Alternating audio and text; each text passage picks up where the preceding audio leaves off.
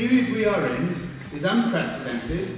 The assault that we face is so breathtaking in scale that we all need to understand from the off that the normal rules of engagement do not apply. Because I believe that when your MT launched the NSSN, it was for times like this. This is about reclaiming the British trade union movement. This is about democratising the trade union movement. And let's get back to that old adage, one out, all out. The demonstration to build a one-day general strike that would really make this government think. We've stuck together, we've told the union, if you don't back us, we'll push it to one side, we'll move forward and we will win. And we are going. The Inequality is now back at work, driving his train, and we will continue to defend the issue of solidarity. Solidarity.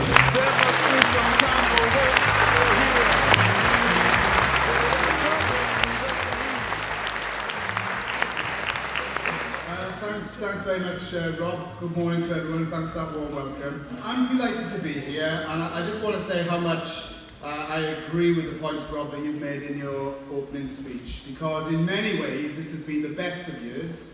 Fantastic to see such a level of activity across the trade union movement.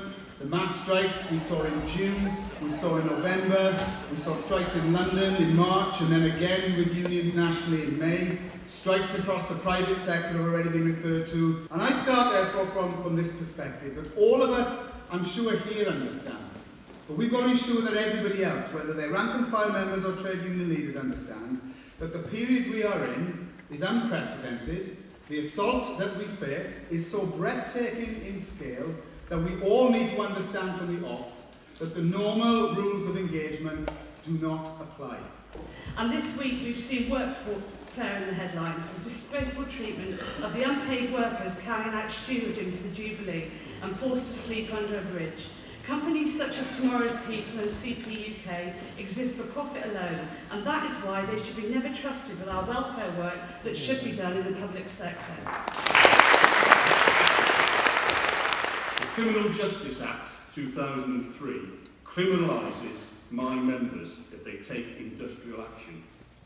We are denied the right to free collective bargaining. We are denied the right to the freedom of assembly to protect our interests.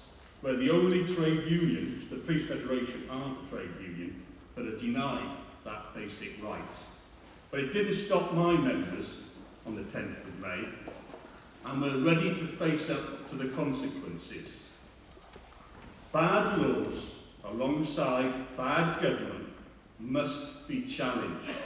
It was the first conference since the Jarrow March for Jobs, the 330-mile Jarrow March for Jobs rolled into town. And on behalf of Youth Fight for Jobs, I'd like to say thank you to the NSSN for providing the financial, political, emotional and nutritional support that made the march possible.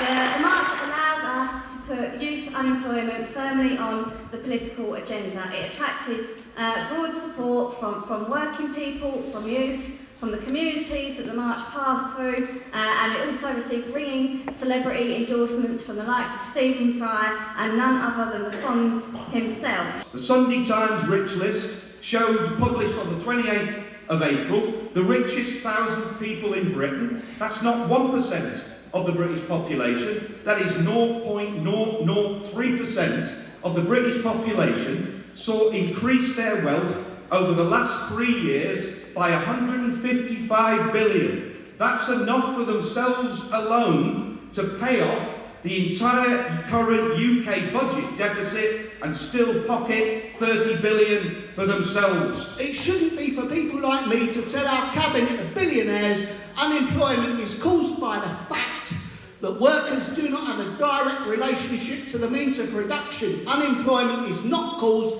by a spontaneous outbreak of laziness, and it really makes me angry.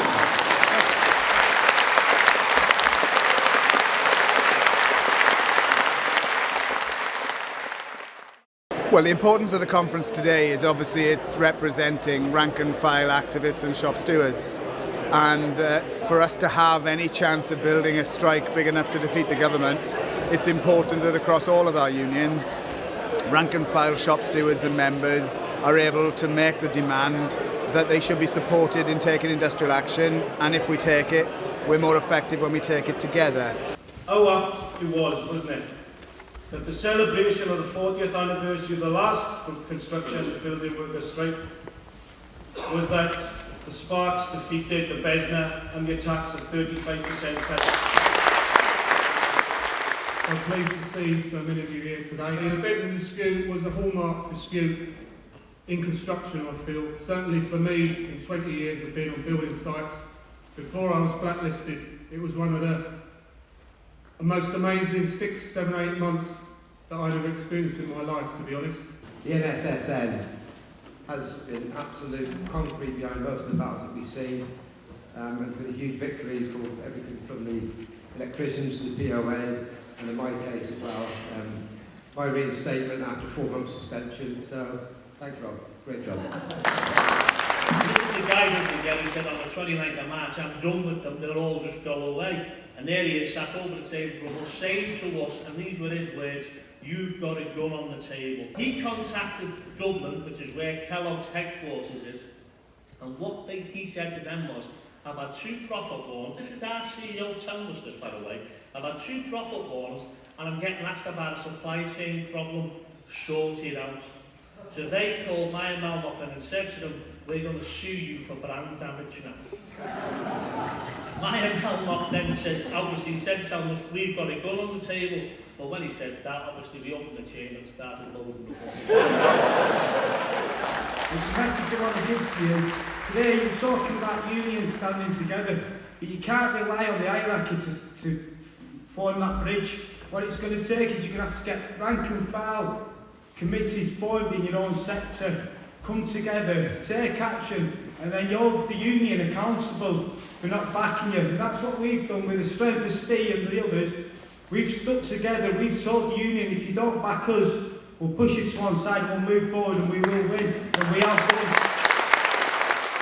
Because an honest analysis tells us that where some unions have been prepared to take a lead, where rank and file organisations and socialists have been prepared to put pressure on from the bottom up, we were able to get 4 unions taking action in June, 29 unions taking action in November. It is possible to build for coordinated strike action on a huge scale, but as we saw after that, it's also possible that if members aren't in control of their own unions, the trade union leaders can try and sabotage that struggle. And we in the NSSN, in those unions, have a job to do in those weeks to reject a deal of pessimism from the union tops, leaders who, despite the magnificent strike on November the 30th, have adopted a position that concessions had to be made to our employers. And some say that we will march to the top of the hill like the Grand Old Duke of York on November the 30th. Well, I frankly think it's slightly insulting to the Grand Old Duke of York, because at least he marched them back down again. For 8 months, we've been left hanging without a single word from our trade unions. Frankly, they'd make a Trappist monk look talkative, given the information that we've been given from the likes of Euston, etc. I'm proud to be involved in the National Shop Stewards Network, to recognise its important contribution to rebuilding the strength of the British trade union movement, of its role in building local networks and working with community campaigners.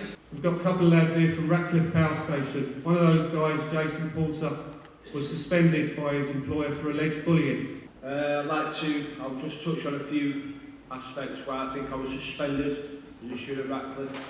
Mainly the Besna, we took on the roles, we went to meetings, we took inspiration from the likes of Steve Keller, Steve Yateson, to be reps during the Besna. Ratcliffe took an official action weekly, which coincided with rank and file movement. Then myself, Kev, and Steve Ledbetter drove to, who's my rank and file committee member from the Northwest, where I'm from, drove to Middlesbrough in January and galvanised the workforce there into coordinated action against the Besna from Kent to Aberdeen. I was accused of bullying a man by telling him to stopping a chop saw with his hand. He made a statement about that. I was, as an health and safety rep, I felt I had to do this. Obviously the lads had told me what had gone on. I felt I had to talk to him about this. He made a statement about it. The firm lapped it up. They were loving it, and I was removed. Unite, as they do, we'll wait for the hearing, we'll be cautious, we'll be careful. But the rank and file had a meeting about a week before in Manchester and decided to protest outside the Ratcliffe site and spoke to the workers going in, and I'm not sure of exact figures, but it was certainly over 600 workers on that site came out in support of Jason that day, and Jason was reinstated. This isn't going to be the end of this. There's a trend getting set up in the minute in construction against peasant activists. We're seeing it with a lad called Stuart Hume in Scotland, who was pivotal up there. Balfour BT now conducting a dig out against him. I won't go into too much detail, but as a rank and file electrician, I'm not going to stand by and let this happen, and I know that many of us won't. There's other electricians in here now, activists. We've got Andy, Dean, Steve Kelly, there's many more. We are not going to stand back and let our activists through the basement be dug out or victimised in any way. Solidarity, brothers.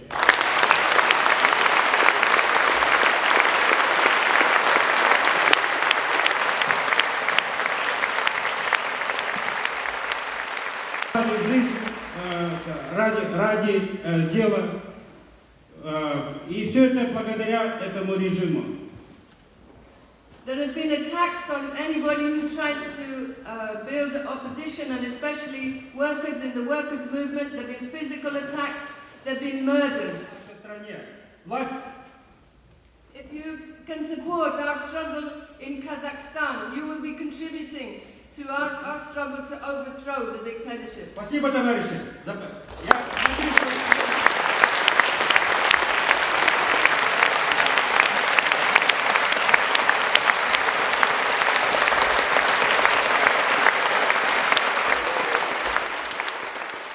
This is about reclaiming the British trade union movement. This is about democratising the trade union movement. It is about holding the union and its officers to account, and through rank and file pressure, if the official movement is not prepared initially to engage, it's through that rank and file pressure that we can force the official movement to engage and to use its enormous power. Comrades, it is your conference. It is the conference where we discuss the strategy and tactics, we learn from each other, and we build a movement fit for its name. Now, we have a little bit of a reputation. A couple of years ago, we agreed to organise a lobby of the TUC in Manchester to call for a national demonstration. 6 months later, there actually was a national demonstration on March 26th. Last year we organised a lobby of the TUC in London to organise a public sector strike. After that we did actually get a public sector strike, and we'd like to think we played some part in achieving that. What we need to do is to build the biggest ever mobilisation really that we can for the TUC Congress in September, to really demonstrate to our trade union leaders, the good ones, the bad ones. We need to demonstrate to them that we're ready for the fight back, and we're ready and waiting in the wings, and that the appetite is there amongst our memberships. They're not the ones who are holding back when it comes to the fight back. The coalition government intends to unleash an assault that is bigger than any that we will have faced before. And if that's the case, it requires tactics that are going to measure up to the scale of the attack. For me, pensions is still the crucial demand that has the ability to unite the whole section of our society in the right way. The NUT is about 45% of teachers in England and Wales. Together with the NSSN, we're nearly 90% of teachers in England and Wales. That matters. In London, you don't see it. In London, the NUT is a huge predominance of teachers. In many areas of the country, the NUT is 35% of teachers in schools. Now, in that situation, if you're striking, you're only 35%, you don't have the effectiveness you do if you get 90% of teachers to strike. So the agreement that we've reached with the NASUWT is of historic significance. In the 1980s, Liverpool City Council built nearly 5,000 new homes and improved 7,000 others. Today, we have the spectacle of a Labour council in Gravesend in North Kent cutting youth services and laying off youth workers, and their excuse, their defence, is that the Tories told them to do it. Well, that ain't good enough. If we don't take up a programme campaigning around the issues of jobs, of homes, of services, then somebody else will, and we leave ourselves open to the far right to go into working class communities and whip up racism and division by playing on the legitimate fears of ordinary working people.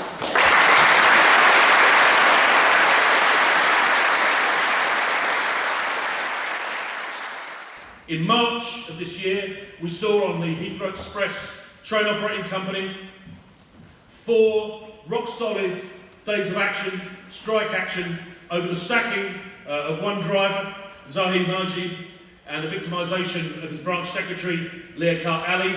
I'm again pleased to say that despite what was clearly a victimisation campaign coordinated and orchestrated at a very, very high level by the British Airways Authority in order to strangle trade unionism on the Heathrow Express train company, we were able to prevail in that dispute, and indeed Liaquat Ali is now back at work, driving his train, and we will continue to defend the Because if this Health and Social Care Bill is fully implemented, then doctors better get ready, because this will be the first of many actions that will be necessary to defend workers' rights across the whole of the health service over the next few months and years. And we are preparing, comrades, now for the autumn. We believe there has to be a one-day public sector strike in the autumn as the starting point for renewing the campaign. In the Irish Congress of Trade Unions, the Northern Ireland Committee of the Irish Congress of Trade Unions that met last week, the view was expressed: if the TUC won't act, then we must act alone. The North must fight on its own. We don't want that situation. We want a unified fight by both Britain and Northern Ireland, all the unions coming together to fight back against the cuts. But we should say this, comrades. We should mark this. We believe in the greatest possible unity of trade unions, but not at the lowest common denominator. We can't accept that situation. It's not unity at any price. It's a real fighting, militant, working unity to build our movement. It's better to have 15 unions together than 29 unions together if the 15 are determined and prepared to take the fight forward in a proper time. Now, to sum up, we're preparing, if you like, for an autumn offensive built on education unions, on health unions, on the civil service, to mobilise a national demonstration on an even bigger scale than we saw last year. But as many others have said, this is not just about public sector pensions, important though that is, and neither is this battle confined to the public sector. This must involve, next time, action across both the public and the private sector. We're very clear that to defeat austerity there needs to be unity across both public and private sectors, and in that sense, if we can move towards a general strike of 24 hours across the whole economy, that would be a massive step forward. But now it must be the time. Let's make sure we have that general strike. Let's make sure that we get everyone together, and let's get back to that old adage, that wonderful old adage, one out, all out. The last thing I'd say is if from that we can build national action of the NSWT and the NUT together with other unions, then we can build the kind of November the 30th action that we need again. But I'd say this time, not just a public sector strike, but let's also try to build that alongside private sector colleagues as well. Effectively to move towards the one-day general strike which is in the Guide to Action. Because that's what we need. I think that's exactly what we've got from this conference to say, that we put pressure within our unions and on the TUC tops themselves, not just a demonstration on October the 20th, but a demonstration to build a one-day general strike that would really make this government think. Comrades, we've been through a lot together. We're going to face a lot together in the next 12 months. I wish you all victory. I wish you all courage. I wish you all solidarity.